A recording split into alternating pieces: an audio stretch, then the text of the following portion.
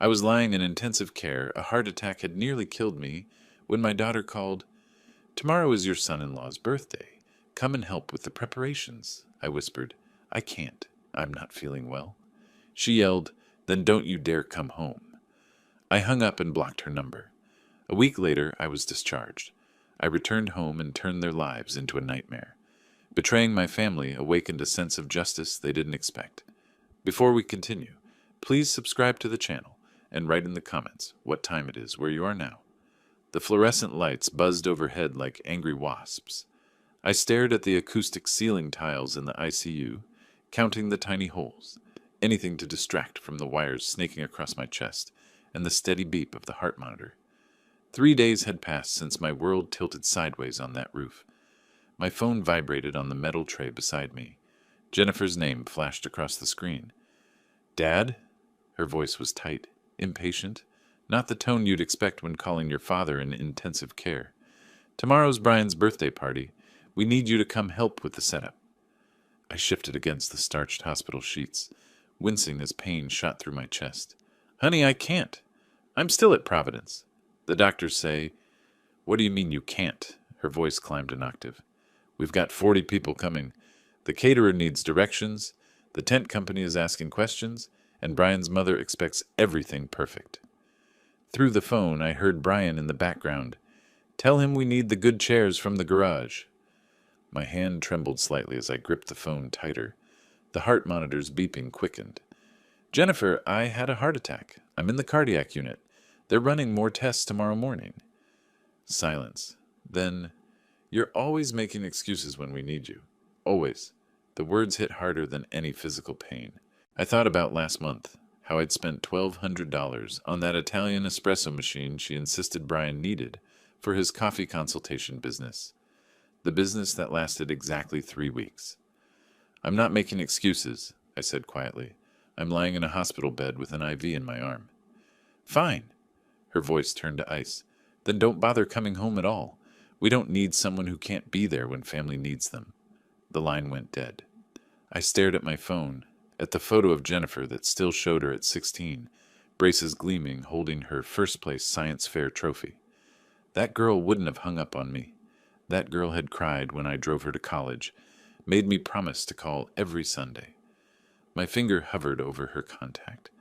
Then I pressed block. The nurse came in for evening rounds, a kind woman named Patricia, who reminded me of my old secretary at City Hall. She checked my vitals, adjusted my medication drip. "Everything okay, Mr. Bishop? Your heart rate spiked a few minutes ago." "Just family drama," I said, forcing a smile. "Nothing life-threatening." She patted my shoulder. "Family can be the most stressful thing sometimes. You focus on getting better." After she left, I lay in the darkness, listening to the sounds of the hospital, distant footsteps, muffled conversations, the whoosh of the ventilation system. My mind drifted back, trying to pinpoint when everything changed. 3 years ago, Jennifer and Brian had shown up at my house on S.E. Ankeny Street with 17 boxes and sheepish smiles. "Just until we get back on our feet, Dad. 6 months, tops."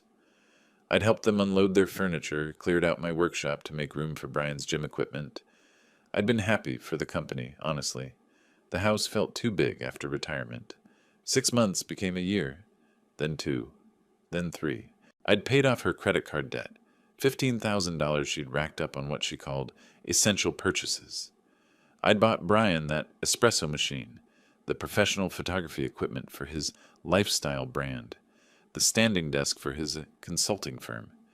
Each venture lasted weeks before he discovered it wasn't his passion.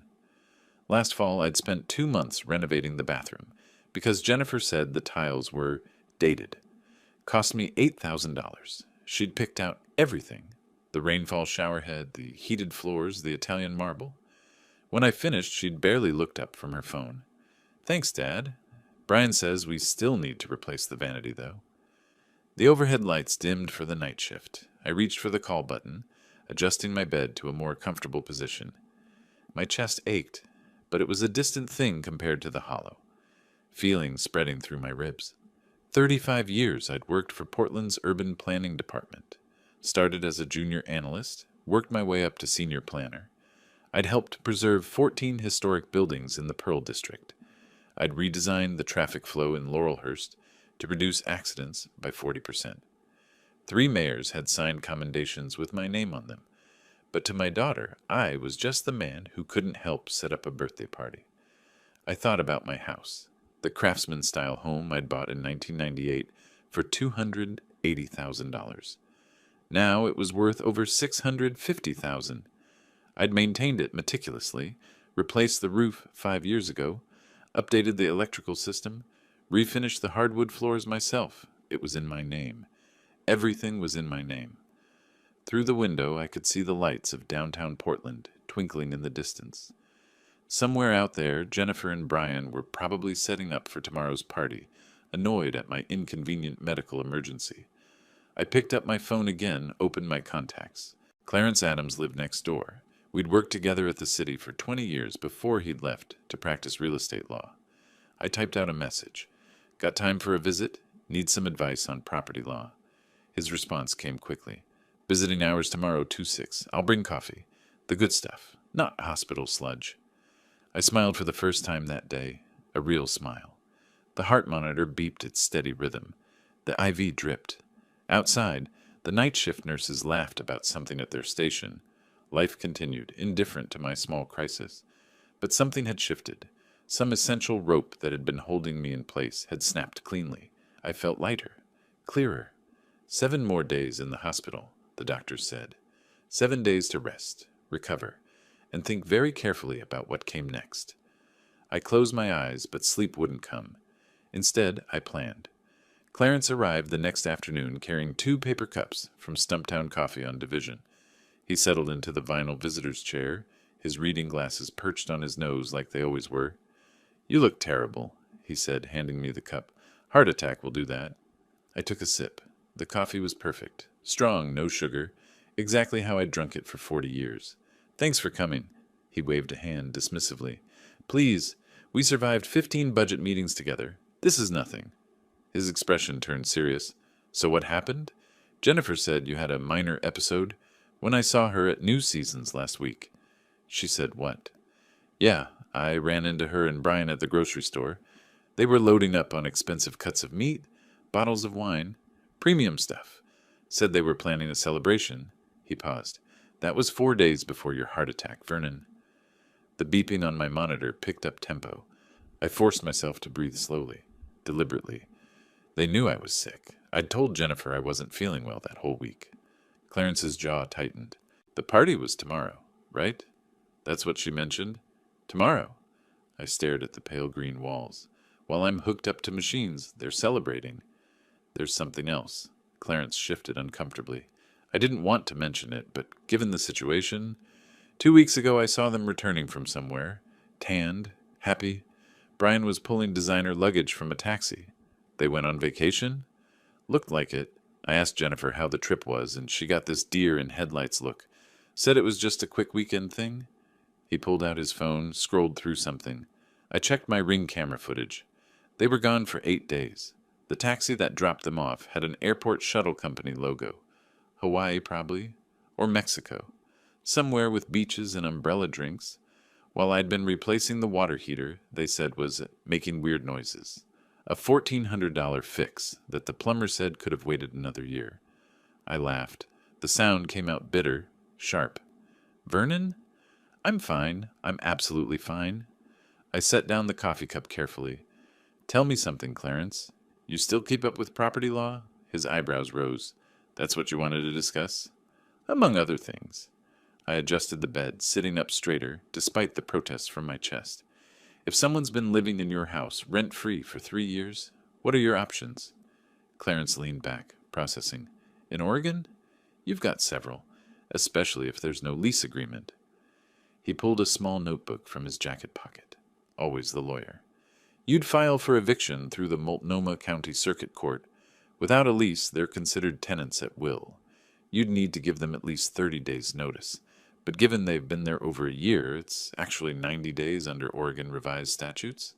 90.427. 90 days. I rolled the number around in my mind. That's manageable.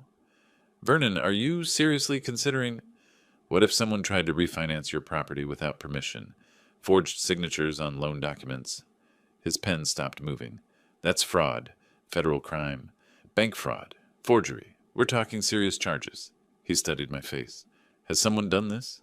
Hypothetically? Hypothetically, that person would be looking at up to 5 years in federal prison. Oregon also has state charges for identity theft and forgery, Class C felony. He set down his notebook. Vernon, what's going on? The door opened. A nurse, different from Patricia, came in to check my vitals. We sat in silence while she worked, updating my chart, asking routine questions about pain levels. When she left, I spoke quietly. I need you to do me a favor. After I'm discharged, I want you to check something. Public records, credit reports if you can access them legally, Jennifer and Brian's financial situation. That's not exactly. I'm not asking you to do anything illegal. Just public records, property liens, court filings, that sort of thing. You know how to navigate that world better than I do. Clarence studied me for a long moment. All right. But Vernon, whatever you're thinking, I'm thinking about protecting what's mine. I met his eyes. I'm thinking about 35 years at the planning department, about the pension I earned, about the house I bought with my own money. I'm thinking about being told not to come home while I'm recovering from a heart attack. He nodded slowly. I'll make some calls, see what I can find. After he left, I spent the afternoon watching the ceiling and remembering. Not the recent years. Those hurt too much. I went further back. Jennifer at 7, losing her first tooth during breakfast. How she'd cried because she thought it meant she was broken. I'd sat her down, explained how growing up meant changing, how the new tooth would be stronger. She'd kept that baby tooth in a little box for years. Jennifer at 15, furious because I wouldn't let her go to a concert in Seattle. You don't trust me? You never trust me? 2 weeks later, 3 kids from her school went to that concert and got arrested for drug possession. She'd never apologized, but she'd hugged me tight that Sunday morning. Jennifer at 22, college graduation. I'd given her a check for $5,000, my savings from a year of side consulting work. Start your life right, I'd said. She'd cried, promised to make me proud. Where did that girl go? The days blurred together. Patricia taught me breathing exercises. Dr. Patel explained my medications, beta blockers, blood thinners, cholesterol management. I nodded, asked questions, played the role of compliant patient, but my mind worked overtime. On the 5th day, Clarence returned with a manila folder. You're not going to like this, he said, pulling the chair close. He opened the folder, revealing printouts. Jennifer and Brian have a combined debt load of approximately $239,000. The number hung in the air like smoke. The Lexus is financed for $85,000 at 6.9% interest. Brian has outstanding debts from a failed LLC, something called Parker Consulting Solutions, totaling $120,000. Collection agencies are actively pursuing him. They've got 3 maxed credit cards between them, another $34,000. I processed each number, filing it away. What about income? Jennifer makes $52,000 annually at Powell Marketing Group. Brian, he flipped a page. Brian hasn't reported consistent income in 3 years. Various 1099 forms for freelance work, nothing substantial. So they're drowning. Worse than that. Clarence pulled out another document. I found a loan application at KeyBank, filed 2 weeks ago. It's a refinancing request for your property on S.E. Ankeny Street. The signatures, he pointed. That's not your signature, Vernon. I've seen your handwriting 1,000 times. There it was. Cold, documented proof. My heart rate stayed steady this time. I felt calm, focused. What's your house worth now? Clarence asked quietly. The county assessment came back at $650,000 last year. He whistled low. That's a lot of equity to steal. That's a lot of motivation to get rid of an inconvenient father, I said. The words tasted like metal. Pull every string you can, Clarence. I want to know everything. Every debt, every failed payment, every legal filing. Can you do that? I can. He hesitated. Vernon, are you sure about this path? Once you start... I'm already on the path. They put me here. I gestured at the hospital room, at the machines keeping me alive. I'm just choosing which direction to walk. After Clarence left, I picked up my phone, scrolled through old photos. Jennifer and Brian's wedding 5 years ago. I'd paid for half of it, $18,000. Just to help us start off right, Dad? Brian had shaken my hand, called me his hero. I deleted the photo. One by one, I went through my gallery. Deleted every image of them. 3 years of memories, erased with steady taps of my thumb. When I finished, only older photos remained. Jennifer as a child, Jennifer in college, Jennifer before Brian, before the debt, before the entitlement. Dr. Patel discharged me on the 7th day. Take it easy, Mr. Bishop. No strenuous activity. Someone picking you up. I'll manage, I said. The Uber driver helped me into his Prius, made small talk about the weather while we drove through morning traffic. Portland looked different somehow, sharper, clearer. We passed the house where I'd worked on the Historic Preservation Committee case in 2003, the coffee shop where I used to grab lunch during budget season. 35 years of my life woven into this city's fabric. The driver turned onto S.E. Ankeny Street. My house came into view, the craftsman-style gem I'd maintained for decades. The yard looked good. Jennifer must have hired someone to mow it, with my money probably. In the driveway sat a vehicle I'd never seen before. A black Lexus RX 350, gleaming in the March sunlight. Window sticker still partially visible in the rear window. I smiled. Right here is perfect, I told the driver. As I walked toward my front door, I could see through the window. New furniture in the living room. A massive flat-screen television mounted on the wall. Everything looked expensive, curated, perfect, built on debt and stolen equity. I unlocked the door with my key, stepped inside. Jennifer and Brian were in the kitchen. They turned, faces going pale. Dad, Jennifer said, you're home. Surprise, I said quietly. Hope the party was nice. Jennifer's coffee cup clattered against the granite countertop.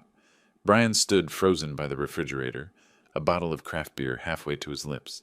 The kitchen smelled like expensive takeout, Thai food from that place on Hawthorne that charged $20 for pad Thai. We weren't expecting you, Brian said finally. He set the beer down slowly, like I was a wild animal he didn't want to startle. The hospital said another week at least. They said I could recover at home. I moved carefully into the living room, one hand on my chest. Not entirely an act. My ribs still ached. Figured I'd be more comfortable in my own bed. The furniture hit me again now that I was closer. A sectional sofa in charcoal gray that looked straight out of a West Elm catalog. A coffee table made of reclaimed wood and steel. The massive television had to be 75 inches, maybe more.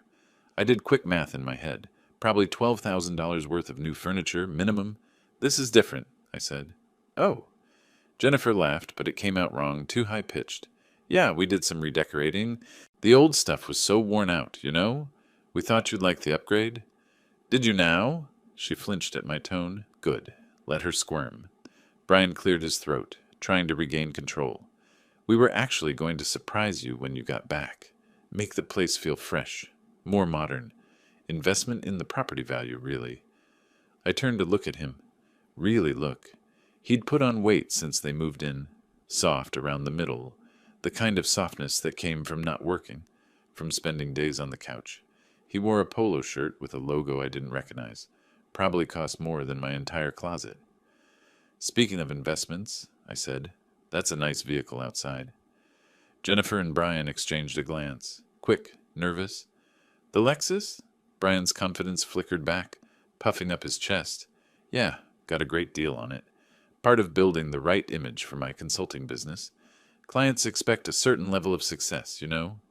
Which consulting business is this? The photography one, or the coffee one, or the lifestyle brand? I lowered myself onto their new sofa carefully. Hard to keep track. His face reddened. This is different. Tech consulting. Real money in it. I've got 3 clients lined up already. 3 clients in 3 years would be an improvement, but I didn't say that. Instead, I pulled out my phone, made a show of checking something. Must be doing well, then. That's what, $60,000 for the SUV? 55, Jennifer said quickly. And we financed it, obviously. Everyone finances cars now, Dad. It's smart money management. Smart money management. From a woman who'd maxed out 3 credit cards buying furniture she didn't need, with money she didn't have. I let the silence stretch, watched them fidget. Where's my workshop? I asked, another glance between them. About that, Brian started. We converted it into a home gym. Jennifer's been really committed to her fitness journey, and with my back problems, I needed proper equipment. Your back problems? Yeah, from the accident last year. I didn't remember any accident, but then they'd stopped telling me things around the time they stopped pretending to be grateful. And my bedroom? Your bedroom? Jennifer laughed again, that same nervous pitch. It's still your bedroom, Dad. What are you talking about? I stood slowly, headed for the stairs. They followed me like anxious puppies, and I could hear Brian whispering something to Jennifer. The stairs took effort. My legs felt weak, my chest tight. I wasn't faking that part. My bedroom door stood open. Inside, I found Brian's desk set up. 3 monitors, a fancy gaming chair, cables running everywhere. My bed had been pushed against the wall. Boxes of my belongings were stacked in the corner, like garbage waiting for pickup day. This is temporary, Jennifer said from the doorway. Brian just needed the space for his workstation, and you were in the hospital. So we figured... You figured I wouldn't notice. I picked up one of the boxes. Inside were photo albums, my old city planning awards, personal papers, everything that mattered to me, shoved away like trash. Where exactly was I supposed to sleep? The guest room's all made up for you, Brian said. It's actually nicer, quieter, away from street noise. The guest room, in my own house. I set the box down, turned to face them. Jennifer's eyes were wet, but I couldn't tell if the tears were real or tactical. Brian stood behind her, arms crossed, jaw set. I need to rest, I said quietly. Long day. They practically fled. I stood in what used to be my bedroom and looked at Brian's setup. One of the monitors showed an email inbox.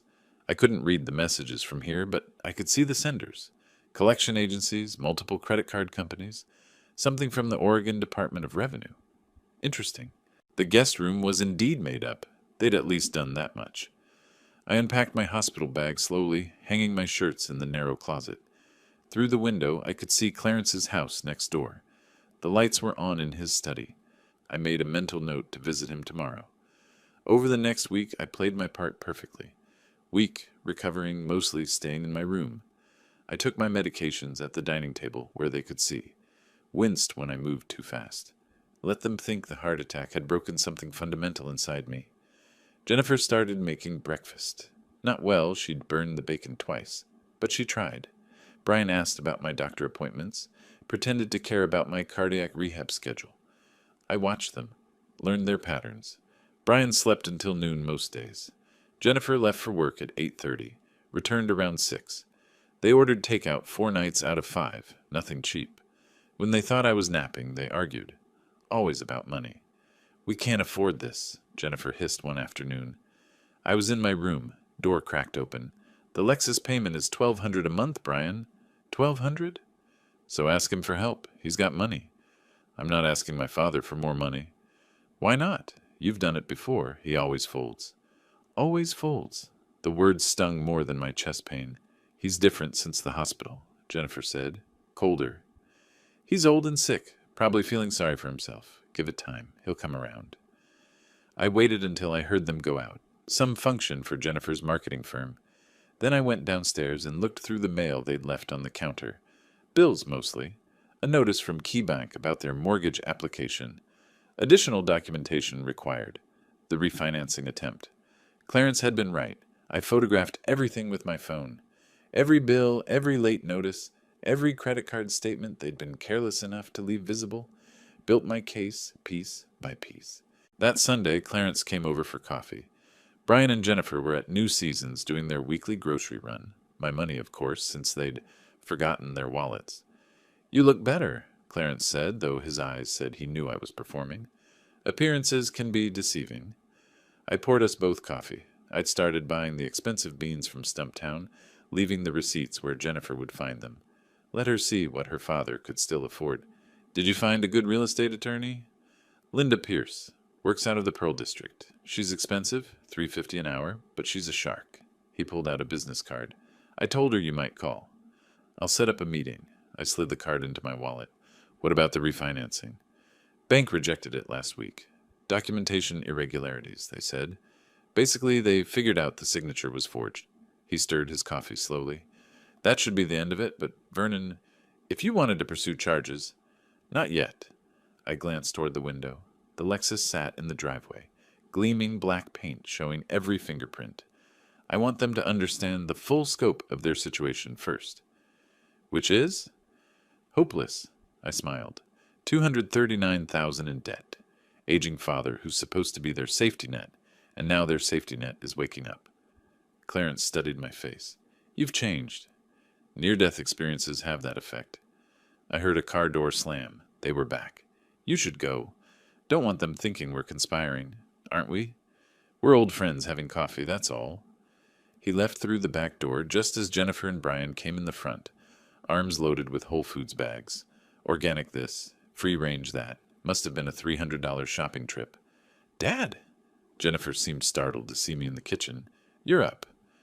Feeling stronger every day, I said. I pulled out my wallet, made a show of checking my bank balance on my phone, made sure the screen was visible. $245,000 in my main checking account. Enough to catch their attention, not enough to show my full hand. Thinking about treating myself, maybe a trip somewhere. Alaska, perhaps. Always wanted to see the glaciers before they melt. Jennifer's eyes locked on that number. I could practically see the calculations running through her head. Alaska sounds amazing, Brian said, suddenly enthusiastic. You know, I've been looking into adventure travel consulting. Growing market. Could give you some recommendations. That's generous. I pocketed my phone. But I prefer planning my own adventures. Always have. I went back upstairs, leaving them with their groceries and their greed. That night, I called Linda Pierce's office and left a message. Then I opened my banking app and did something I'd been planning since the hospital. I created a new will. Everything to the Portland Veterans Foundation. Every dollar, every asset, every last paperclip. Jennifer and Brian would get nothing. I saved the document, emailed it to myself, and printed 3 copies on my home printer. Left one on the kitchen counter where they'd find it in the morning. Then I took my medication, closed my eyes, and slept better than I had in 3 years. The screaming started at 6:30 in the morning. I was already awake, sitting in the guest room with my coffee, when I heard Jennifer's voice crack through the house like a whip. What the hell is this? Brian's response was muffled, but the tone carried panic. I counted to 30 before going downstairs. Gave them time to really absorb what they'd found. Jennifer stood in the kitchen holding my will like it was evidence in a murder trial. Her face had gone blotchy red, mascara already smudged from crying. Brian paced behind her, running his hands through his hair repeatedly. Morning, I said, pouring myself a fresh cup. Sleep well? What is this? Jennifer thrust the papers at me. Her hands shook. The Portland Veterans Foundation? You're leaving everything to charity? Yes. Everything? The house, your retirement accounts, all of it? Every penny. I took a sip of coffee. Colombian roast, smooth finish. They do good work. Help soldiers who actually sacrificed for something larger than themselves. Brian stopped pacing. You can't be serious. We're your family. Are you?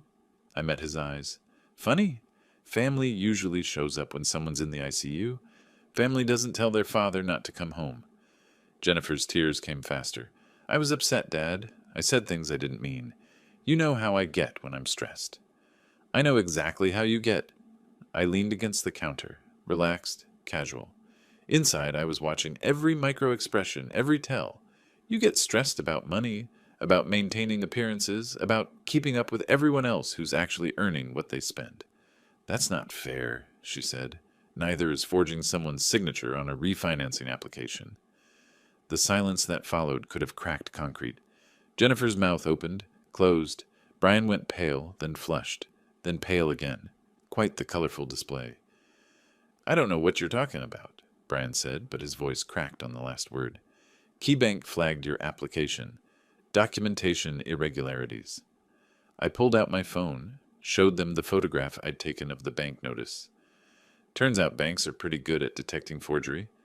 Who knew? Jennifer sank into a chair. Dad, please, let me explain. Explain what? How you tried to steal my house? How you've been bleeding me dry for 3 years?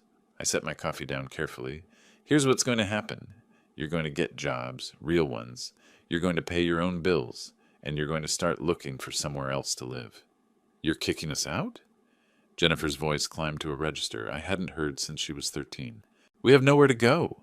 Should have thought about that before treating me like an ATM with a heartbeat. Brian stepped forward, jaw tight. You're being unreasonable. We made one mistake. One? I laughed. It came out cold, sharp. Let's count, shall we? The $15,000 in credit card debt I paid off. The $8,000 espresso machine for your coffee business that lasted 3 weeks. The bathroom renovation. The photography equipment. The lifestyle brand supplies. Should I continue? Those were investments in our future, Brian said. No, those were investments in your delusions. I picked up my phone again. Linda Pierce, real estate attorney. I have a meeting with her this afternoon. Want to guess what we'll be discussing? Jennifer stood abruptly, chair scraping loudly. You wouldn't actually evict us. Your own daughter. My own daughter told me not to come home while I was recovering from a heart attack. I kept my voice level, measured. That daughter doesn't exist anymore. I'm just protecting my assets from strangers who happen to share my last name. Over the next week, they tried everything. Jennifer brought home my favorite meals, or tried to. The pot roast was overcooked, the potatoes underdone. She'd never learned to cook properly, always relied on takeout or my efforts. She sat across from me at dinner, attempting small talk about her day at work, asking about my cardiac rehab. I answered in monosyllables. Yes, no, fine. Brian suddenly developed an interest in home maintenance. I found him in the garage one afternoon, attempting to organize my tools. He'd mixed up the socket sets, put the wrenches in the wrong drawers. 40 years of careful organization destroyed in his attempt to appear helpful. What are you doing? I asked from the doorway. Thought I'd help out. You know, with your heart and everything, you shouldn't be doing heavy work. So you're destroying my tool organization? I'm trying to help. His frustration showed through, anger simmering beneath the forced smile. You're making this impossible, Vernon. It's Mr. Bishop, I said, and you can leave my tools alone. Their tactics shifted. They started bringing up old memories. Remember when we went to the coast, Dad? Remember my high school graduation? Remember how happy we all were? I remembered. I remembered every moment they were trying to weaponize against me. The difference was I also remembered the last 3 years. Memory's funny that way. Selective amnesia only works if everyone's participating. The meeting with Linda Pierce happened on a Thursday afternoon. Her office sat on the 9th floor of a building in the Pearl District. All glass and steel and expensive views. She was younger than I expected, 45 maybe, with sharp eyes that missed nothing. Mr. Bishop, she shook my hand firmly, Clarence speaks highly of you. He speaks highly of everyone. It's annoying. She laughed. Fair enough. Let's talk about your situation. I laid it out methodically. 3 years of cohabitation without a lease. No rent paid, no formal agreement. The refinancing attempt with forged signatures, the debt load they were carrying. Linda took notes on a yellow legal pad, her pen moving quickly. Oregon's landlord-tenant law is clear on this, she said when I finished. They're tenants at will. Since they've been there over a year, you need to give 90 days' notice under ORS 90.427.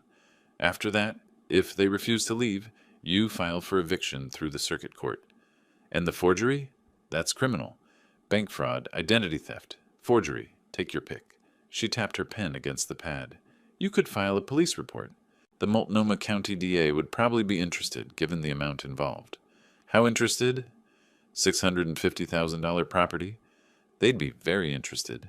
Class C felony, up to 5 years. She studied my face.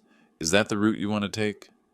I thought about Jennifer at 7, losing her first tooth. Jennifer at 15, hugging me after that concert situation. Jennifer at 22, crying at graduation. Then I thought about her face on that phone call, her voice saying, "Don't bother coming home." Let's start with the eviction, I said. The criminal charges are leverage if they don't cooperate. Smart. Linda pulled out a contract. My retainer is $5,000. Hourly rate is $350. Given the circumstances, I'd estimate total costs around $12,000 to $15,000 if it goes to court. Money well spent.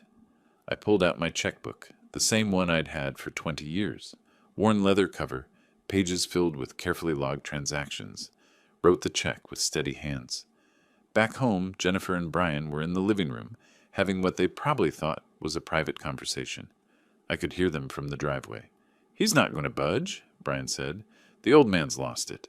He's not lost anything. He's punishing us. For what? Being family? Using resources that would have been ours anyway? For the phone call. For everything. Jennifer's voice cracked. I messed up, Brian. I really messed up. So fix it. Cry more. Apologize better. Old people always forgive their kids eventually. Old people. As if I were some generic elderly person, not the man who'd raised Jennifer, paid for her education, given her everything. I opened the front door loudly, made sure they heard me coming. They sprang apart like guilty teenagers. Jennifer wiped her eyes quickly. Brian straightened his shoulders, putting on his confident face. How was your appointment? Jennifer asked, voice syrupy sweet. Productive. I set my keys in the bowl by the door, the ceramic bowl Jennifer had made in middle school art class, one of the few things I'd kept from her childhood. Attorneys drawing up formal eviction notices. You'll receive them early next week. You're really doing this, Brian said, not a question. Did you think I wasn't? I think you're making a mistake.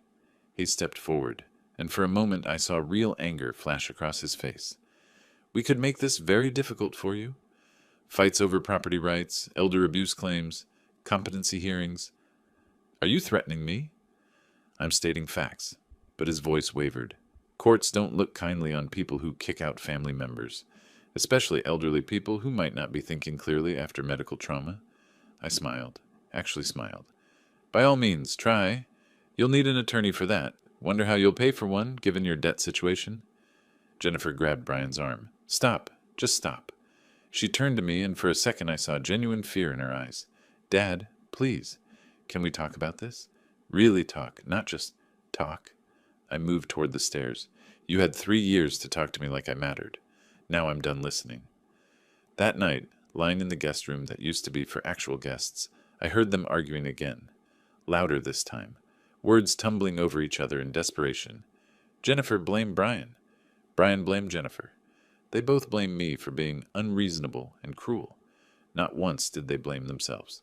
I pulled out my phone and recorded 30 seconds of their argument. Just insurance. Then I rolled over and went to sleep, the sound of their panic playing like a lullaby. The eviction notices arrived on a Tuesday morning via certified mail. I watched from the kitchen window as Jennifer signed for the thick manila envelope. Her hand trembled so badly the postal worker had to steady the clipboard. She opened it right there on the porch. I saw her face go from confused to horrified in the space of a breath.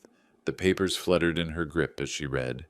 Brian appeared behind her, yanking the documents from her hands. His jaw clenched tight enough to crack teeth. 90 days. That's what Linda had filed for. 90 days to vacate the premises, remove all belongings, and return the property to its rightful owner. The notice cited Oregon Revised Statutes 90.427 in precise legal language that left no room for interpretation. They came inside like a storm. Brian slammed the door so hard a picture frame rattled on the wall. Jennifer's mascara had already started running. She'd been crying on the porch. This is insane, Brian said, waving the papers. You can't just throw us out on the street. I'm not throwing you anywhere. I continued stirring my oatmeal calmly. I'm giving you 90 days to find alternate housing. That's more than fair. Fair? Jennifer's voice broke. We've lived here for 3 years. We have rights. You have the right to rent an apartment like every other adult in America. I took a spoonful of breakfast, savored the warmth. Consider this your eviction notice and your wake-up call. They came in the same envelope. Brian dropped into a chair, running calculations I could see playing across his face. 3 months. Security deposits. First and last month's rent. Moving costs. With their debt load, they'd need at least $8,000 up front just to secure a decent place. Money they didn't have. Where are we supposed to go? Jennifer asked. Do you have any idea how expensive rent is in Portland? I do, actually. Checked Zillow last night. 2-bedroom apartments in East Portland run about $1,400 a month. Add utilities, and you're looking at $1,600 total. I smiled slightly. Better start budgeting. This is revenge, Brian said. Pure revenge. You're punishing us for one mistake. Multiple mistakes. And yes, it's accountability. Novel concept. I know. Over the following week, they hired an attorney, or tried to. The first 3 firms they contacted turned them down. Small retainers, complicated case, clients with obvious credibility issues. Finally, they found someone willing to take them on. Marcus Webb, according to the business card I found left on the counter, practices out of a strip mall in Gresham. Reviews online were mixed at best. Webb sent Linda a letter demanding we halt eviction proceedings while they explored their options regarding tenant rights and potential elder abuse claims. Linda called me, read it aloud, then laughed so hard I had to hold the phone away from my ear. "He's fishing," she said. "Classic desperation move. Threatens elder abuse, competency issues, anything that might make you back down. Will it work? Only if you're actually incompetent, which you're clearly not. I'll respond with medical documentation from your doctors showing full cognitive function. Will also include records of all the money you've given them over 3 years. Shows a pattern of them exploiting you, not the reverse." "How long until court?" "They filed for a hearing. Judge Harrison's docket is backed up. Probably mid-July for the actual eviction hearing." She paused. "Vernon, there's something else you should consider. The forgery. That bank application. We could file criminal charges." I'd been thinking about that, weighing it. "What would that involve?" "Police report to start. Portland PD, White-Collar Crime Division. They'd investigate, hand it to the Multnomah County DA. Given the amount involved and the clear evidence, they'd likely prosecute. Brian would be looking at a Class C felony, 3 to 5 years if convicted." 3 to 5 years. I thought about Jennifer visiting Brian in prison, trying to explain to their future children why Daddy was gone. Thought about how that would destroy what was left of their lives. Then I thought about lying in that ICU bed, wires crossing my chest, listening to Jennifer tell me not to come home. "File it," I said. The police came on a Thursday. 2 detectives, Rodriguez and Thompson, mid-40s. Professional, thorough. I gave them everything. The bank documents showing the forged signature. My actual signature for comparison. The rejection letter citing documentation irregularities. Even the photographs I'd taken of other bills and statements. Brian was out when they arrived. Jennifer sat frozen on the new sectional sofa, watching the detectives take notes. Her face had gone pale as paper. "Mrs. Parker," Detective Rodriguez said gently, "did you have knowledge of your husband's attempt to refinance this property?" Jennifer's mouth opened, closed. I don't... I'd advise you to speak with an attorney before answering any questions." Detective Thompson added, "This is a serious matter. Bank fraud is a federal crime." After they left, Jennifer sat in stunned silence for 20 minutes. I made myself a sandwich, ate it at the kitchen table, flipped through the Oregonian like it was any other Thursday. "You called the police on us," she finally said, "on your own family." "I reported a crime. There's a difference. Brian's going to prison. Do you understand that?" "Prison." "He committed a felony." I folded the newspaper neatly. "Actions have consequences. Something I should have taught you better when you were younger."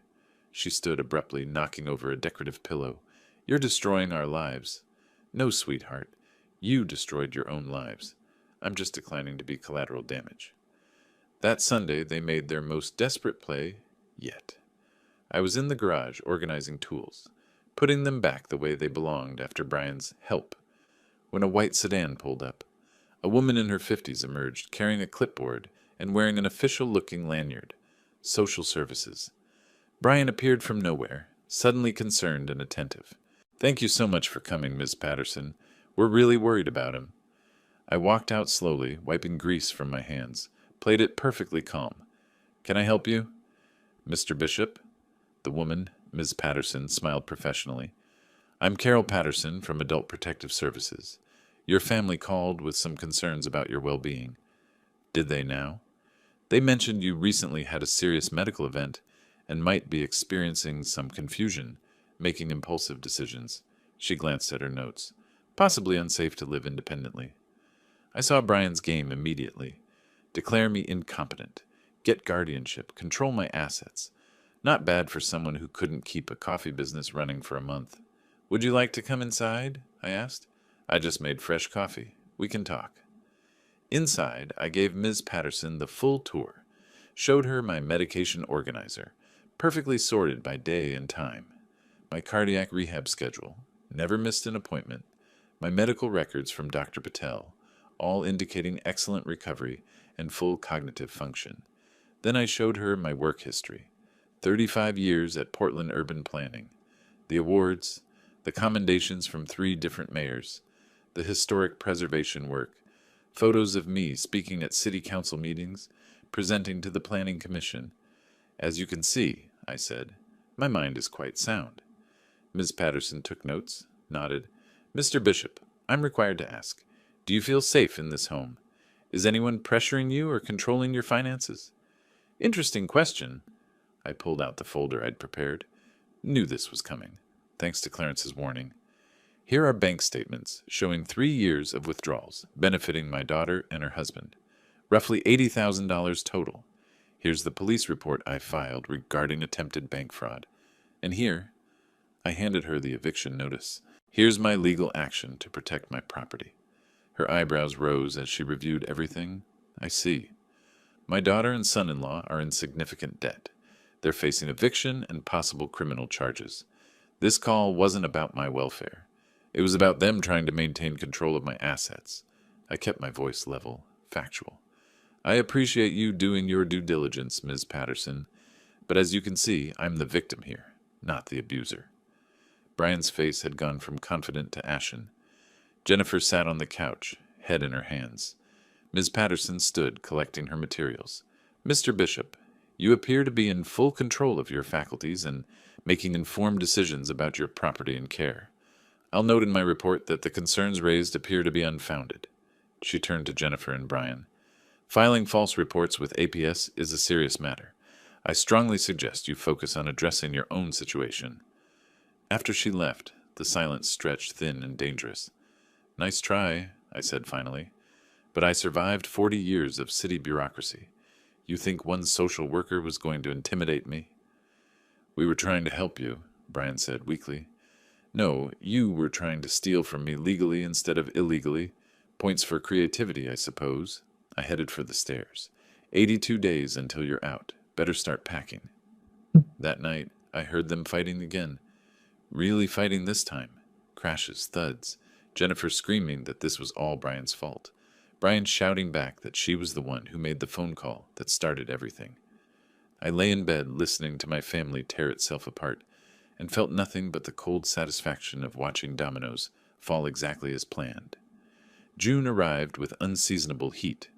Portland temperatures climbed into the 90s, and the house, built in 1925 without central air, became a pressure cooker of tension and sweat. Jennifer stopped going to work some days. I'd hear her on the phone with her manager at Powell Marketing, making excuses about family emergencies and stress. Her voice carried through the thin walls, pitchy and desperate. Brian spent hours in what used to be my bedroom, door closed, doing whatever unemployed consultants do when their world collapses. The financial pressure showed in small ways first. Generic brands appeared in the pantry instead of organic. The expensive craft beers vanished, replaced by cheap domestics. I noticed Jennifer's nails, she'd always kept them professionally manicured, growing out, polished chipped, and neglected. Clarence stopped by one afternoon while they were both out apartment hunting. He carried a folder under his arm and wore his serious face. You're the talk of Laurelhurst, he said, settling into my porch chair. Am I now? Betsy Morrison asked me about it at the grocery store. Said she heard Jennifer and Brian were being evicted by Jennifer's father. He opened the folder. Then Karen Walsh mentioned it at the hardware store, and Phil Henderson brought it up at the Rotary Club meeting. How does everyone know? Jennifer told someone at her work. That someone told their neighbor. Neighbors talk. He shrugged. You know how it works. Small community. Big drama. The gossip mill. I'd forgotten about that particular weapon. In a neighborhood like Laurelhurst, established families, long-term residents, everyone knowing everyone's business, reputation mattered.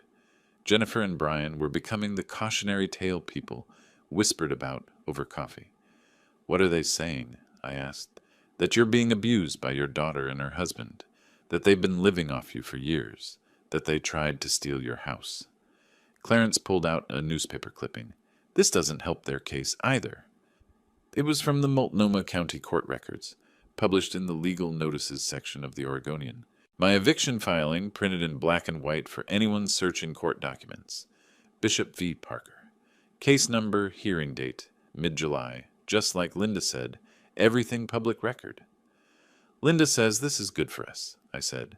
Shows pattern of behavior if they try to claim I'm being unreasonable. It's more than good. It's devastating for them. Clarence leaned forward. Vernon, I don't think you realize how bad their situation is. Between the debt, the eviction, and the criminal investigation, they're toxic. No landlord will touch them. No bank will loan to them. They're in free fall. I should have felt something. Guilt, maybe. Remorse. Instead, I felt the same cold clarity that had sustained me since the hospital. They made their choices. They did, Clarence agreed. Just wanted you to know what's happening out there. The neighborhood's on your side, completely. After he left, I sat on the porch watching the afternoon shadows lengthen. Across the street, Betsy Morrison waved from her garden. 2 houses down, Phil Henderson gave me a thumbs up while walking his dog, the silent support of people who'd known me for decades. The court hearing arrived on a sweltering Tuesday in mid-July, the Multnomah County Courthouse downtown, Judge Harrison presiding. Linda met me outside, wearing a navy suit that meant business. They're already inside, she said. Webb looks nervous. The courtroom was smaller than I expected. Fluorescent lights, cheap paneling, the seal of Oregon mounted behind the judge's bench. Jennifer and Brian sat at the defendant's table with Marcus Webb, their strip mall attorney. Jennifer wore a conservative dress I'd never seen before, probably borrowed. Brian had squeezed into a suit that didn't quite fit right, collar too tight, jacket straining at the shoulders. Judge Harrison entered, mid-50s, silver hair, reading glasses. He reviewed the file for several minutes before speaking. This is an eviction proceeding, he said. Bishop versus Parker. Mr. Bishop seeks to remove tenants from his property at 1847 S.E. Ankeny Street after 90 days' notice. Ms. Pierce, your opening? Linda stood smoothly. Your Honor, this is a straightforward case. Mr. Bishop owns the property in question. The defendants have resided there for 3 years without a lease, without paying rent, and without contributing to household expenses. Under ORS 90.427, Mr. Bishop provided proper notice. We're asking the court to grant the eviction. Webb stumbled through his response, talked about verbal agreements, family obligations, the hardship eviction would cause. Judge Harrison listened with the patient expression of someone who'd heard it all before. Mr. Webb, the judge interrupted, do you have any documentation of a rental agreement? Any proof of rent payments? Well, no, Your Honor, but any lease, written or otherwise? It was an informal family arrangement. That's not a legal basis to prevent eviction. Judge Harrison turned to me. Mr. Bishop, you're the property owner of record? Yes, Your Honor. Purchased in 1998. Deeds in my name alone. And you provided 90 days' notice as required. I did. The judge reviewed more papers. I see there's also a pending criminal investigation related to attempted bank fraud involving this property. Brian's face went white. Jennifer grabbed his hand under the table. Yes, Your Honor, Linda said. The defendants attempted to refinance Mr. Bishop's property without authorization using forged signatures. The Multnomah County District Attorney is reviewing charges. Judge Harrison's expression hardened. He removed his glasses, fixed Brian and Jennifer with a look that could have frozen lava. So you're living rent-free in your father-in-law's house, not contributing financially, and attempted to steal his equity through fraud. Webb opened his mouth. Nothing came out. Your Honor, Jennifer said suddenly, voice cracking, my father had a heart attack. We were trying to help. By forging his signature on loan documents? No, that's not. We were desperate. Desperation doesn't justify fraud, Miss Parker. The judge put his glasses back on.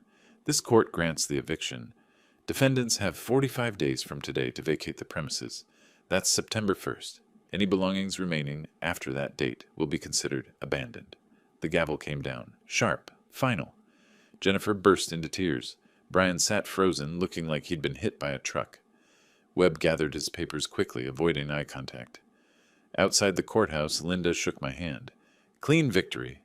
45 days is actually generous. Judge could have given them 30. September 1st? I repeated. The date felt symbolic somehow. Labor Day weekend. New beginnings. They'll likely appeal, Linda warned. But given the circumstances, I doubt it'll go anywhere. You've got a solid case. I watched Jennifer and Brian exit the building. She leaned on him heavily, face buried in his shoulder. He stared straight ahead, jaw clenched. Marcus Webb said something to them, gestured helplessly, then walked away toward the parking garage.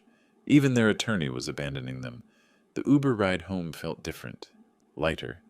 I looked at Portland passing by, the food cart pods, the Powell's Books building, the bridges crossing the Willamette.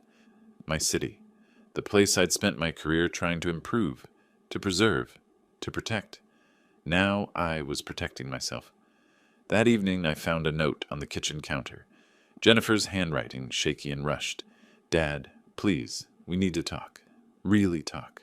Before it's too late. Jay, I folded the note carefully, put it in my pocket, went to my computer and checked my bank accounts, my investment portfolios, my retirement funds. Everything in order, everything protected. Then I pulled up rental listings for East Portland, found several options in their price range, small apartments, older buildings, nothing fancy but adequate. Printed them out, left them on the counter where Jennifer would find them. A olive branch, sort of. More like a roadmap to their new reality.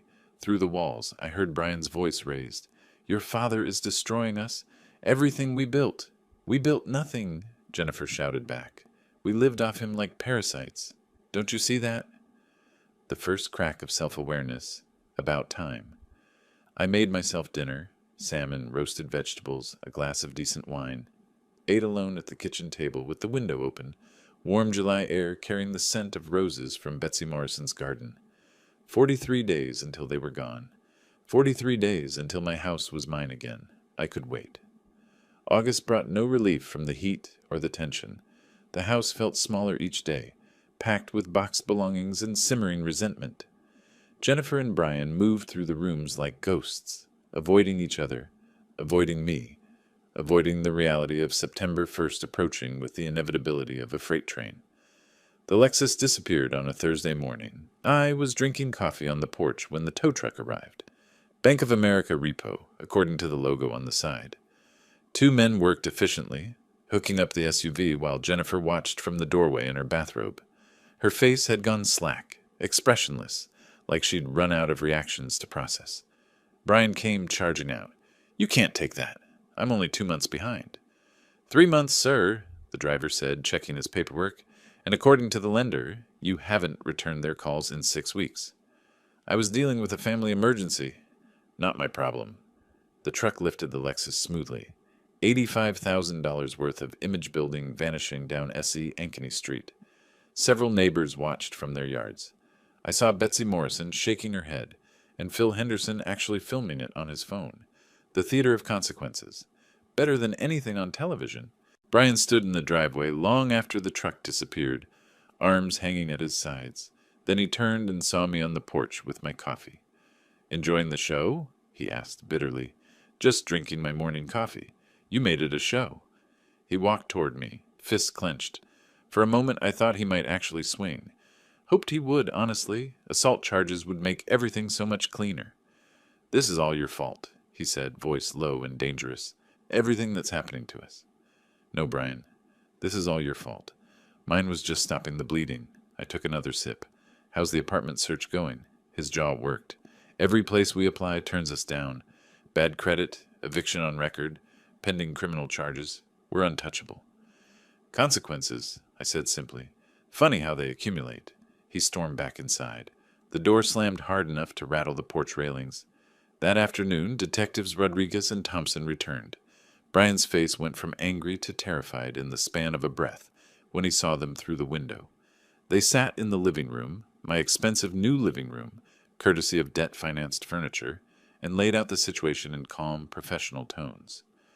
The Multnomah County DA is prepared to file charges, Rodriguez said. Bank fraud, forgery, identity theft. We're looking at a Class C felony. Standard sentence runs 3 to 5 years. Jennifer made a sound like a wounded animal. Brian's hands trembled. However, Thompson continued, the DA is willing to offer a plea agreement. Mr. Parker pleads guilty to attempted fraud, accepts 3 years supervised probation, and pays restitution of $50,000 to Mr. Bishop. No jail time if he complies fully. $50,000. I watched Brian process that number, watched him calculate how impossible it was, how utterly beyond his reach. And if he doesn't take the deal? Jennifer asked quietly. Trial. If convicted, mandatory minimum of 3 years in state prison, possible maximum of 5, plus restitution, legal fees, court costs. Rodriguez handed Brian a business card. You've got until next Tuesday to decide. Talk to your attorney. After they left, Brian sat motionless on the sectional sofa. Jennifer paced, arms wrapped around herself, spiraling into full panic mode. $50,000, she repeated. Where are we supposed to get $50,000? Your father, Brian said flatly. Ask him. They both turned to look at me. I'd been standing in the kitchen doorway, witnessing the whole scene. Absolutely not, I said. Dad, please. Jennifer's voice broke. Brian will go to prison. Our lives will be destroyed. Your lives are already destroyed. You did that yourselves. I pulled out a chair, sat down at my own kitchen table. I paid your debts before. $15,000 for credit cards, $8,000 for equipment, bathroom renovation. Every single time you promised things would change. They never did. This is different. This is exactly the same. You want me to bail you out so you can keep pretending your choices don't matter? I shook my head. I'm done being your safety net, Jennifer. You're going to land on the ground this time. Feel how hard it is. Brian stood abruptly. You're a miserable old man who can't stand seeing other people happy. I'm a man who finally stopped letting his family steal from him. I met his eyes calmly. Take the plea deal, Brian. 3 years probation is better than prison. Figure out how to make the payments. Get a job, a real one. Join the rest of us in the adult world. He stormed out. Jennifer stayed, tears streaming down her face. I remember when you used to love me, she said softly. I still love you. That's why this hurts. I stood, moved toward the stairs. But love doesn't mean letting you destroy yourself. Or me. Over the next 2 weeks, their apartment search grew increasingly desperate. They'd applied to 23 places according to the spreadsheet I saw Jennifer working on. 23 rejections. The eviction on their record, Brian's pending criminal case, their combined debt load. They'd become untouchable in Portland's competitive rental market. Finally, they found something. A studio apartment in East Portland, near 82nd Avenue. Not the glamorous area they'd imagined for themselves. The building was old, the neighborhood rough, but the landlord, some guy who owned several rundown properties, agreed to take them for $1,100 a month, plus a massive security deposit of $3,000. Jennifer's mother loaned them the money. I'd never met the woman. She and Jennifer's late father had divorced when Jennifer was young, minimal contact after. But desperation makes people reach out to anyone who might help. We're signing the lease tomorrow, Jennifer announced one evening. Move-in date is September 1st. Convenient timing, I said. She looked exhausted, hair pulled back in a messy ponytail, no makeup, wearing sweatpants and an old t-shirt. The polished marketing professional had disappeared, replaced by this hollow-eyed stranger. I found something else too, she said, when I was packing. In the garage. She handed me an old shoebox. Inside were letters, ones I'd written to her during her freshman year of college. Pages of fatherly advice, encouragement, stupid jokes to make her laugh during finals week. I'd sent one every week for the entire year. I'd forgotten about these, she said. Reading them now, I don't recognize that person anymore. The daughter you wrote to. The one who cared about something besides money and appearances. She's still in there somewhere. Is she? Jennifer's voice cracked. Because I'm not sure anymore. I look at what we did to you, what I did, and I don't understand how we got here. One bad decision at a time, I said, compounding. She nodded slowly. Brian's taking the plea deal. His attorney says it's the smart move. $50,000 in restitution, payable over 3 years. He'll have to get a real job finally. And you? I'm staying at Powell Marketing. They haven't fired me yet, though everyone knows about the eviction. She laughed bitterly. I'm the office scandal. The woman whose father kicked her out. The woman who tried to steal her father's house, I corrected. Words matter, Jennifer. Yeah. She picked up the shoebox. Can I keep these? The letters? They're yours? She left the kitchen carrying pieces of a better past when things had been simpler, when she'd been someone worth writing to every week. The last week of August arrived with cooler temperatures and a sense of finality. Boxes filled every room. U-Haul reservations were made. Jennifer and Brian barely spoke to each other, communicating through terse text messages and post-it notes. I watched it all with the detachment of an urban planner observing a failed development project, documenting the collapse, taking notes, learning lessons for future reference. On the morning of August 31st, Brian signed the plea agreement at the courthouse. 3 years probation, $50,000 in restitution, community service requirements. Judge Harrison presided over that too, made sure Brian understood every term, every condition, every consequence of violation. "This is mercy, Mr. Parker," the judge said. "Don't waste it." Brian nodded numbly, signed everywhere the prosecutor indicated. That evening I sat on my porch watching the sunset paint the sky orange and purple. Tomorrow they'd be gone. Tomorrow my house would be mine again. Tomorrow I could start repairing what they'd broken, not just the physical space, but something harder to name. Clarence joined me with 2 beers. We sat in comfortable silence the way old friends do. "You won," he said finally. "Did I?" "Legally, financially, morally. Yes, absolutely." He took a sip. "But Vernon, you look tired." "I am tired." I stared at the sunset. "Winning is exhausting."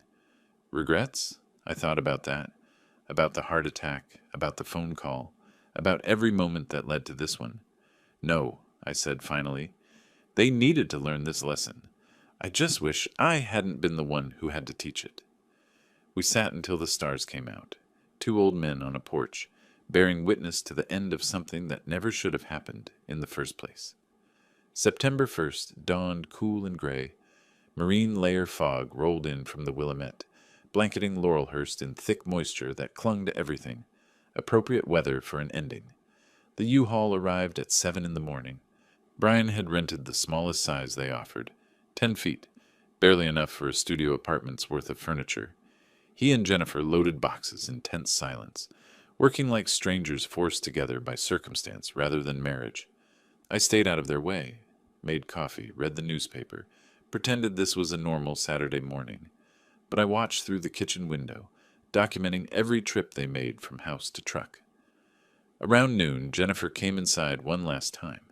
She was searching for something in the garage, digging through the boxes I'd moved there months ago when Brian took over my bedroom. I heard her moving things around, the scrape of cardboard on concrete. Then silence. I walked to the garage door. Jennifer stood frozen, holding a cardboard box I'd forgotten existed. Inside were my awards from the city planning department. 35 years of commendations, certificates, plaques. The Portland Historic Preservation Award from the mayor in 1995. The Urban Planning Excellence Award from the American Planning Association. Letters from city council members thanking me for specific projects. Newspaper clippings about the Pearl District renovation I'd helped design. "What is all this?" she asked quietly. "My career." She pulled out the Historic Preservation Award, running her fingers over the engraved brass plate. "You saved 14 buildings from demolition. It says so right here. Why didn't you ever tell me?" "You never asked." Jennifer set the award down carefully like it might break, pulled out another, this one from the governor's office, recognizing my work on statewide zoning reform. Then another, and another. A lifetime of achievement she'd never bothered to learn about. "There's a newspaper article here," she said, holding up a yellowed clipping from the Oregonian. From 2003, Vernon Bishop, Portland's quiet guardian of history. "It talks about how you personally fought developers who wanted to tear down the buildings on NW 21st. You testified at 18 different council meetings. You won." I remember. "Dad, this says you were offered a position in the mayor's office. Chief planning advisor. You turned it down?" "The job required too much travel. You were in high school. I wanted to be home for dinner." I leaned against the doorframe. "Priorities." She looked at me then, really looked, like she was seeing someone she'd never met. "I had no idea. All these years I thought you were just a city employee. A desk job. Nothing special." "Nothing special," I repeated. The word stung more than I expected. "Is that what you thought?" "We assumed—" She trailed off, face reddening. "Brian said you were probably making 40 or 50,000 a year when you retired. that your pension was small, that you needed us as much as we needed you. The depth of their ignorance was almost impressive. My pension is $92,000 annually, plus Social Security, plus investment returns. Her mouth opened, closed. How much do you have saved? More than enough. I wasn't going to give her exact numbers. Let her imagination fill in the blanks. The house alone is worth $650,000. Then there's retirement accounts, investments, bonds. I was a city employee, Jennifer, not a charity case. She sank onto an overturned box, awards scattered around her feet. We thought we were helping you, keeping you company. Brian said elderly people need family around to stay healthy. Brian said a lot of convenient things. Oh my God, she put her head in her hands. We treated you like you were nothing, just a wallet with a pulse. And all this time, you were someone important, someone who mattered. I always mattered. You just stopped noticing. Brian appeared in the garage doorway. Jennifer, we need to go. The studio's rental office closes at 3. He saw the awards, saw Jennifer's face. What's going on? Did you know Dad was basically a city hero? Jennifer held up the Historic Preservation Award. That he saved entire neighborhoods? That the governor personally thanked him for his work? Brian's face went carefully blank. That's great, Vernon. Very impressive. You knew, Jennifer said slowly. You knew, and you didn't tell me. I knew he had a decent pension, yeah. So what?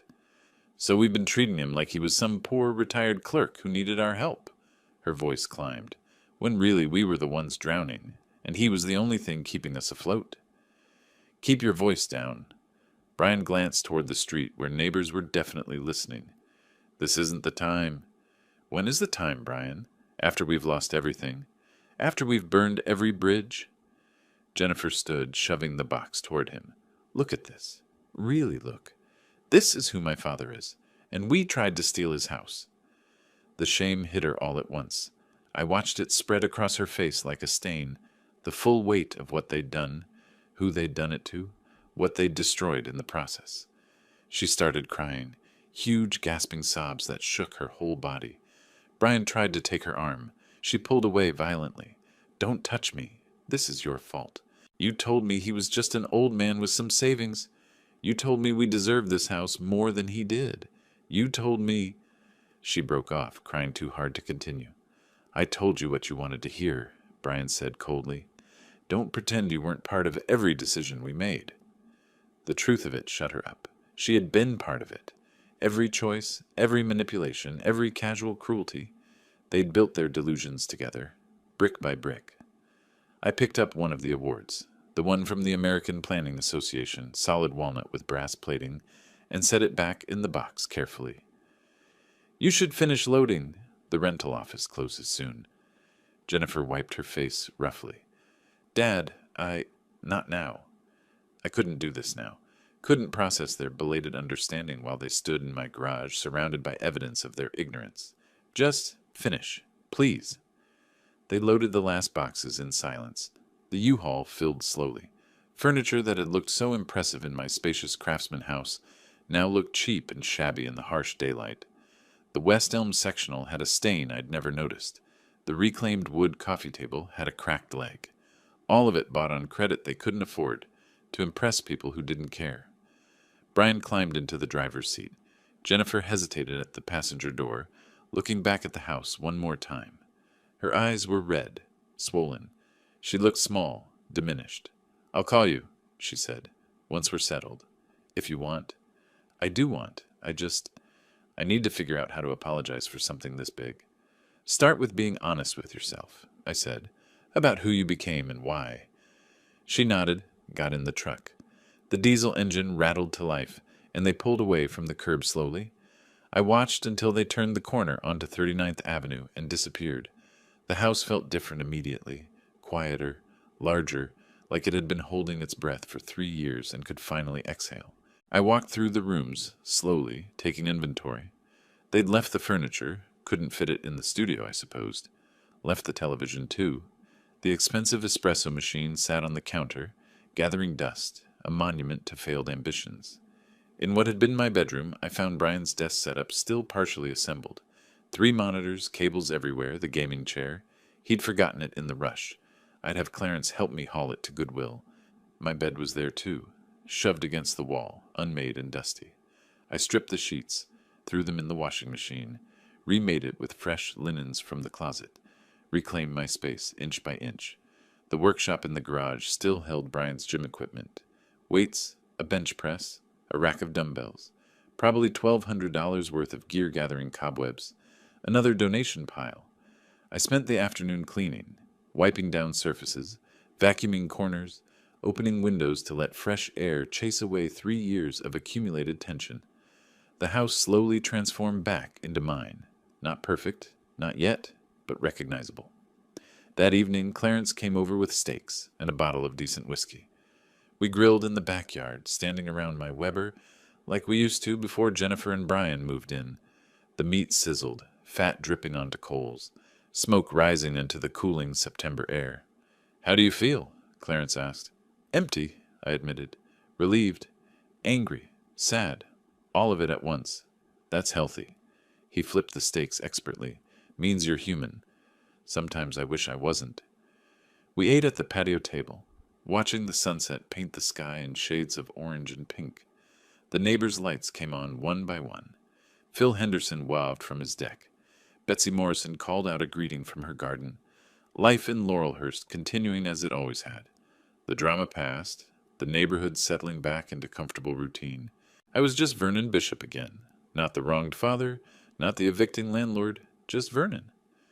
"Did she realize," Clarence asked, "about your career, your reputation?" "She found my awards, saw the newspaper articles." I took a drink of whiskey, felt the burn, had a moment of clarity about exactly who she'd been stealing from. Better late than never. Is it? I wasn't sure. The realization came too late to matter after the damage was already done. Knowledge without change is just guilt. Give her time. Maybe she'll surprise you. Maybe, but I wasn't holding my breath. That night, I slept in my own bed for the first time in months. The room was mine again. The house was mine again. Everything exactly as it should have been all along. But as I drifted off, I couldn't help wondering, was winning supposed to feel this hollow? 3 weeks passed before Jennifer called. I'd spent those weeks systematically reclaiming my house. Donated the expensive furniture to a charity that helped domestic violence survivors. Seemed fitting somehow. Hauled Brian's forgotten gym equipment to Goodwill, watching the workers load 40-pound dumbbells into their truck. Repainted my bedroom, hanging my own photographs back on the walls. Pictures from city projects, historic buildings I'd helped save, Portland landmarks I'd influenced. The house felt like mine again, smelled like mine, moved around me the way a well-worn shoe fits a foot. Comfortable, familiar, right. Clarence helped me install new locks. Probably unnecessary, he said, but it sends a message. What message? That chapter's closed, permanently. When Jennifer's call came, I almost didn't answer. Her name on my phone screen brought back too much.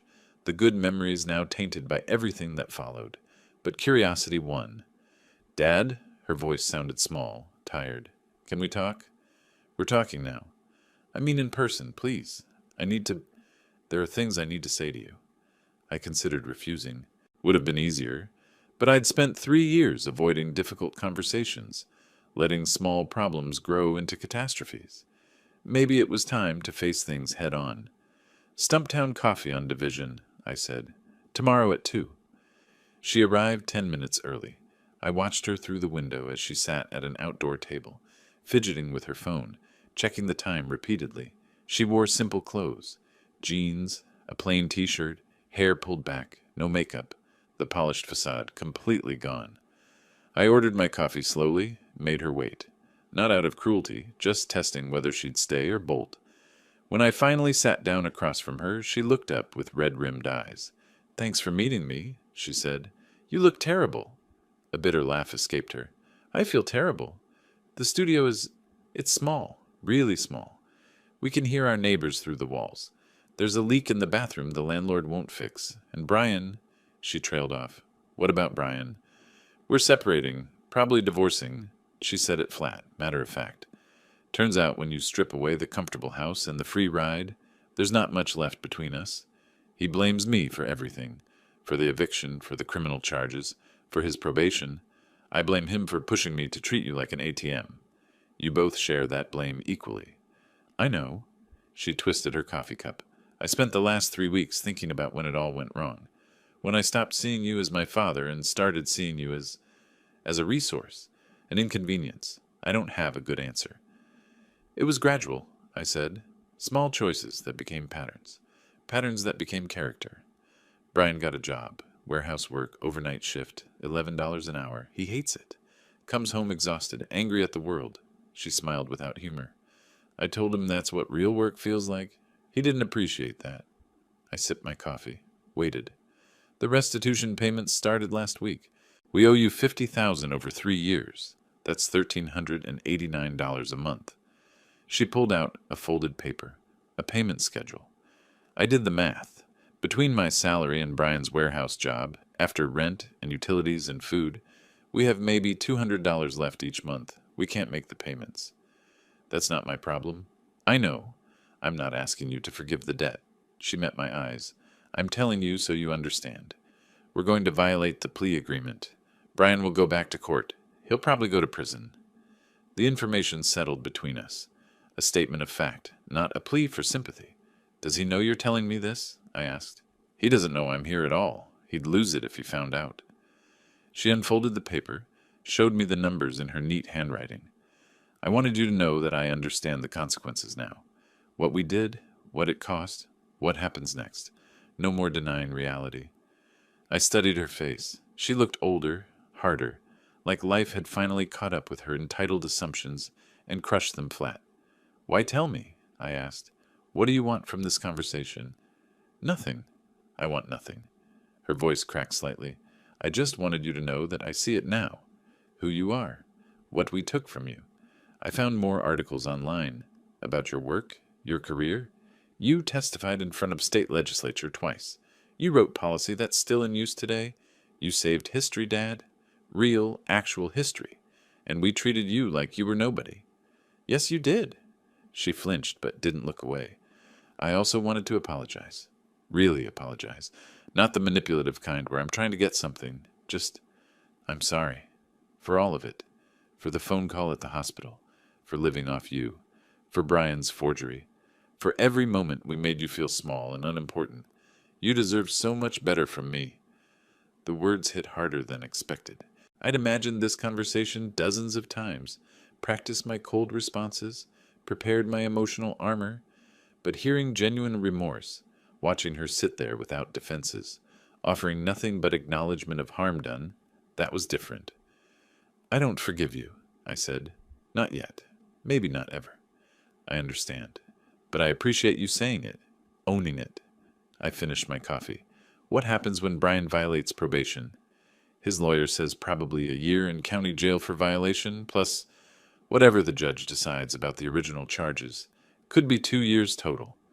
She wrapped her arms around herself. I'll divorce him while he's inside. Start over completely. I'm already looking for a second job, weekends, maybe nights. Anything to get ahead of the debt. You could declare bankruptcy. I could. She shook her head. But that feels like running away again. I caused this debt. I'll pay it. We sat in silence. Around us, Portland moved, cyclists passing on Division, students from the nearby coffee shop, families pushing strollers, life continuing its indifferent forward motion. I kept those letters, Jennifer said suddenly. The ones you wrote when I was in college. I read them every night now, trying to remember who I was before I became this person. She's still in there, just buried under bad decisions. Is she? Jennifer stood, gathering her things. I'm not sure anymore, but I'm going to try to find out. For me, not for you. I don't expect anything from you, Dad. Not forgiveness, not help, not a relationship. I just wanted you to know that I finally see clearly what we did. That matters to me, even if it doesn't to you. She walked away without looking back. I watched her disappear down Division Street, shoulders squared, despite carrying the weight of total life collapse. Clarence texted that evening. Heard Jennifer came by. How'd it go? She apologized. Genuinely, I think. What did you say? That I don't forgive her yet. Do you think you will? Eventually? I stared at my phone, considering. Trust shattered doesn't simply rebuild because someone says sorry. Respect lost takes years to earn back. Love twisted into manipulation doesn't untangle with one coffee shop conversation, but something had shifted. Some small space opened between complete rejection and grudging acknowledgement. Not forgiveness, not even close, but maybe the possibility of it someday, if she kept walking the hard road she'd chosen. I don't know, I texted back. Ask me in a year. That night, I sat in my workshop, fully reclaimed now, tools organized, projects in progress, and worked on a piece of furniture I'd started before they moved in. A bookshelf, quarter-sawn oak, hand-cut dovetails. 3 years abandoned, now slowly taking shape again. The work felt good, honest, creating something with my hands, building rather than destroying, moving forward rather than dwelling on the past. My phone buzzed. Linda Pierce. Vernon, just an update. Brian Parker missed his first restitution payment. Probation officer filed a violation report. Court date set for October 15th. Thought you should know. October 15th, 3 weeks away, the next domino falling exactly on schedule. I set down my chisel and looked at the unfinished bookshelf. Wondered if Jennifer would really try to find herself, or if she'd crumble under the pressure like she always had. Wondered if Brian would survive jail or come out angrier and more entitled than before. Wondered if I cared about the answers to those questions. The house settled around me with its familiar creaks and sighs. My house, my space, my life, finally my own, again after 3 years of occupation. The victory should have felt sweet. Instead, it just felt quiet. Quiet was good enough. October arrived with typical Portland rain, the kind that settles in for days, turning the city gray and introspective. I didn't attend Brian's probation violation hearing. Linda went as my representative and called me afterward with the verdict. 18 months in Multnomah County Detention Center, she said. Judge Harrison was not sympathetic. Said Parker had been given mercy once and squandered it. He starts serving in 2 weeks. And the restitution? Still owed in full. The debt doesn't disappear because he's incarcerated. Jennifer's on the hook for it too. They were both listed as liable. Papers rustled on her end. Vernon, this is done. You won. Completely and totally. But winning felt less satisfying than I'd imagined back in that ICU bed. More complicated. Jennifer's genuine remorse had muddied the clean lines of my revenge. Brian going to jail felt necessary, but not triumphant. Thanks, Linda. Send me your final invoice. Already in your email. It's been a pleasure working with you. She paused. For what it's worth, you did the right thing. Not the easy thing, but the right thing. After we hung up, I sat in my living room, my actual living room, not theirs anymore, and looked at the space. I'd replaced their debt-financed furniture with pieces from my own storage. My old leather sofa, worn but comfortable. The oak coffee table I'd built in 1997. Everything familiar, everything mine. The house felt like home again. Finally. 2 days later, Jennifer knocked on my door. She stood on the porch soaked from the rain, no umbrella, looking like she'd walked the entire way from their studio in East Portland. Behind her, to my surprise, stood Brian. He looked diminished, thinner, gray-faced, wearing a cheap raincoat that did nothing to keep him dry. Can we come in? Jennifer asked. Please, just for a few minutes. I considered saying no. Would have been within my rights. But curiosity won again, just like at the coffee shop. They sat on my old sofa, dripping on the hardwood floors I'd refinished myself. Neither spoke immediately. Brian stared at his hands. Jennifer twisted a soggy tissue. Brian has something to say, Jennifer finally said. We both do. That's why we're here. Brian looked up. His eyes were different, haunted, defeated. I'm going to jail in 12 days, 18 months. Before I go, I needed to... He stopped, swallowed hard. I needed to apologize. Really apologize. Not the tactical kind where I'm trying to get something. Go on. I manipulated Jennifer, pushed her to see you as a resource instead of her father. I was drowning in debt from my failed businesses, and instead of admitting I'd screwed up, I looked for someone to save me. His voice cracked. You were convenient, successful, alone. I saw an opportunity, and I took it. You saw a mark? I corrected. Yes. He didn't flinch. I saw a mark. I convinced Jennifer you needed us, when really we needed you. I pushed for the refinancing scheme. I forged your signature. Jennifer didn't know until afterward, but she didn't report it either. We're both guilty. Different degrees, but both guilty. Jennifer spoke quietly. I made the phone call. That's on me. When you were in the ICU, dying for all I knew, I was worried about Brian's birthday party. Tears ran down her face, mixing with rainwater. What kind of person does that? What kind of daughter? The kind who lost their way? I said. Not kindly, but factually. I found out about the forgery the day after you came home from the hospital, she continued. Brian told me what he'd done, said it was too late to back out. I could have called the police then, reported it, protected you. Instead, I chose him over you. She looked at me directly. That was my decision. My betrayal. I own it. The room settled into heavy silence. Rain drummed against the windows. Somewhere down the street, a car passed, headlights sweeping across the walls. Why now? I asked. Why come here and tell me this? Because you deserve to hear it, Brian said. Because I'm going to prison and might not get another chance. Because Jennifer's filing for divorce and starting over, and she needs to face you before she can move forward. He stood slowly. I don't expect forgiveness. Don't deserve it. But you deserve the truth, spoken clearly, without excuses. Anything else? He hesitated. Thank you. For not pressing for the maximum sentence. For giving me probation first. I wasted that chance, but you gave it. That's more than I deserved. He walked to the door, stopped with his hand on the knob. For what it's worth, the newspaper articles Jennifer found about your career, I read them all. You really were someone important, someone who mattered, and I treated you like garbage. That's going to haunt me in that cell. After he left, Jennifer remained on the sofa. We sat in silence for several minutes. I meant what I said at the coffee shop, she finally said. I don't expect anything from you. Not forgiveness, not a relationship, nothing.